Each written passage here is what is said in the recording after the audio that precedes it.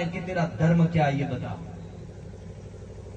तुम और हम कुछ नहीं कर पाएंगे, वो धर्म पूछेंगे तो वो धर्म के आधार पर हमें गोलियों से भून रहे हैं। 7 दिन हुए थे मेरे सैनिक की उस पत्नी को, और वो पहलगांव में जाती है और उसे पूछा गया कि तेरा धर्म बता, और उसने कहा हिंदू, और हिंदू धर्म कहने का उसको जो तोहफा मिला वो बदले में गोली मिली। और उस बच्ची ने कहा, उस सुहागन ने जिसके हाथों की अभी मेहंदी नहीं गई है, उसने कहा भाई मुझे भी मार दे, मेरे पति को मार दिया। तो उसने कहा तुझे जिंदा छोड़ूंगा, तेरा सिंदूर मिटाऊंगा, लेकिन तुझे नहीं मिटाऊंगा। क्यों? क्योंकि तू जाकर मोदी को कहना कि हम तेरे धर्म को मारने के लिए आए, तेरा सिंदूर मिटाने के लिए आए। इसलिए मेरे देश का धर्म धुरंधर राजा उस ऑपरेशन का नाम रखता है ऑपरेशन सिंदूर।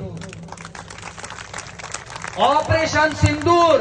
और ऑपरेशन सिंदूर में मेरे देश की 2 प्रधान नारियों ने जब आकर कहा देश को, उसमें से एक मुस्लिम महिला एक हिंदू महिला थी, और उसने कहा कि ऑपरेशन सिंदूर हमारा सफल गया, सार्थक गया, और जो रफाल यहां से उड़ा वो उन बेईमानों के घर के अंदर घुसकर उन आतंकवादियों का नाश करके वापस आया।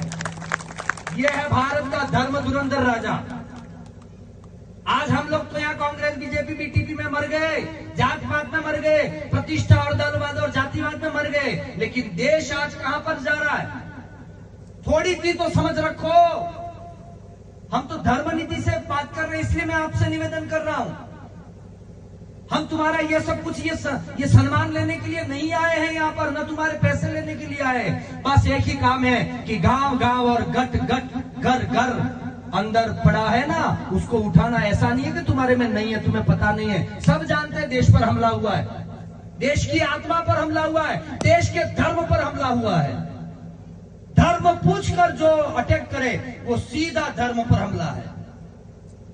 धर्म पूछकर अटैक करो, ये सीधा धर्म पर हमला है। और रामचरितमानस की एक चौपाई, मेरे सदगुरु भगवान यहां बैठे हैं, परमाचार्य आदरणीय वागड़ की हृदय स्थली पर के जो महंत हैं हमारे, उनके चरणों में प्रणाम करके ये मैं चौपाई कहना चाहूंगा कि रामचरितमानस में राम कथा में पूछा गया कि राजा के गुण क्या है, कैसा होना चाहिए देश का राजा, देश का राजा कैसा होना चाहिए। तब देश के राजा के जो गुण बताए वो आज मेरे देश के राजा के अंदर हैं। इसी का परिणाम है कि 2 दिन पहले उनको ठोका है अच्छे तरीके से। और वो मैं आपको बताता हूं, भारत की धरती का राजा कैसा था? धर्म धुरंधर गुण नीति ज्ञानी, धर्म धुरंधर था। जो धर्म धुरंधर हो सकता है वही राजा बनने योग्य हो सकता है। जो राजनीतिज्ञ हो वो नहीं, जो नीतिराज हो, जो सारी नीतियों में निपुण हो, ऐसा कोई राजा। राम भी आए थे तो राजनीति में ही आए थे, राम भी आए थे तो राजा ही बने थे, राम भी आए थे तो असुरों का नाश किया था, राम ही आए थे, धर्म की स्थापना की, और आज उस राम को हम भगवान कहते हैं और उस राम राज्य को आज भी चाहते हैं। इसलिए मोदी जी भगवान के स्वरूप की अवतार श्रृंखला है और ये धर्म की स्थापना करने के लिए ही आए हैं। धर्मो रक्षति रक्षितः। आज मैं आपको कह रहा हूं, अकेले मोदी जी नहीं, हम सब साथ में। छोड़ो सब पार्टियां।